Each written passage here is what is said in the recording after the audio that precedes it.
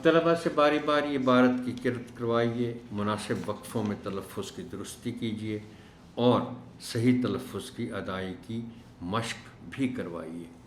اس ضمن میں درج ذیل الفاظ آپ کی خاص توجہ چاہیں گے۔ جسم،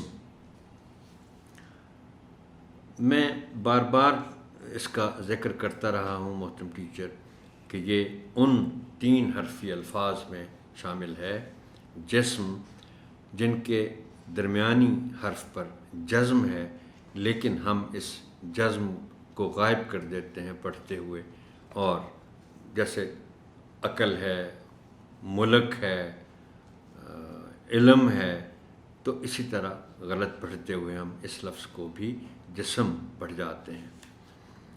جسم، صرف، اس کو بھی صرف بولتے رہے اکثر اوقات لوگ، صرف بولنا ہے۔ اب یہ دیکھیں 3 الفاظ مسلسل اسی قسم کے الفاظ ہیں جن کا میں ذکر کر رہا ہوں۔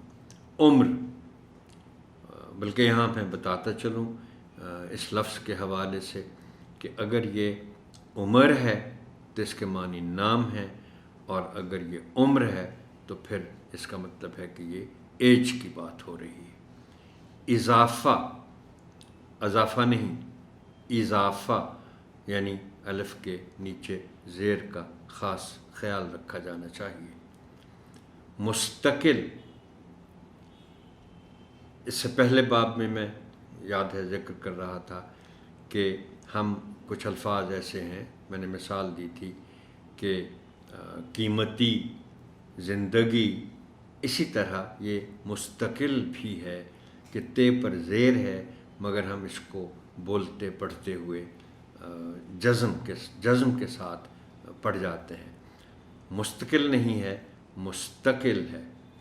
ہضم، یہ پھر انہی 3 حروف والے الفاظ میں شامل ہے، جیسے بلکہ اس کے بعد گرم آ رہا ہے کہ ہضم کو ہضم نہ کہیں اور گرم کو گرم نہ کہیں۔ ہضم، گرم۔ ضرور، دعات پر پیش ہے اور اسی طرح اس کو پڑھا جانا چاہیے، ضرور نہیں کہنا چاہیے۔ لفظ ہے ضرور، دعات پر پیش کے ساتھ۔